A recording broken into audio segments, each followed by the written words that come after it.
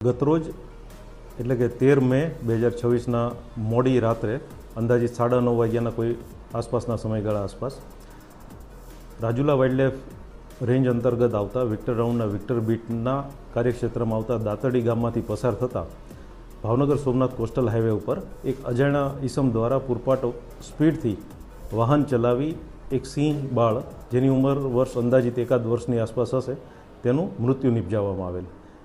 આ સમાચાર સ્થાનિક પાસેથી મળતા જ તાત્કાલિક જ વન વિભાગનો સ્થાનિક સ્ટાફ ત્યાં પહોંચી ગયેલ અને વાહન કઈ દિશામાંથી આવ્યું અને કઈ દિશામાં જતું એની તપાસ કરેલ। આના માટે અલગ અલગ જગ્યા ઉપર ટોલનાકાએ આવેલા સીસીટીવીના ફૂટેજ ફંફોસ્યા, રાજુલા આરએફઓ, જાફરાબાદ આરએફઓની ટીમ બનાવીને અલગ અલગ 4 ટીમો રવાના થઈ અને મહુવા પાસે આવેલ મહુવાથી આગળ કોબડી ટોલનાકાની આસપાસ જતા આ વાહન ચાલકને અટકાવેલ અને વિગતવાર પૂછપરછ કરતા જે શંકાસ્પદ વાહન છે એ મળી આવેલ। જે શંકાસ્પદ વાહન આ ગુના કામે વપરાયેલ તે મારુતિ સ્વિફ્ટ જેનો નંબર GJ27EG8613 છે, તેની કાયદેસરની અટક કરવામાં આવેલ છે।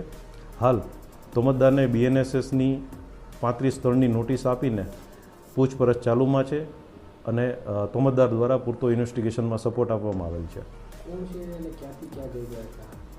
તોમતદાર છે ઇન્દરસિંહ ચતરસિંહ રાવત, જેઓ મૂળ રહેવાસી મિયાળા, રાજસમંદ જિલ્લો રાજસ્થાનના છે।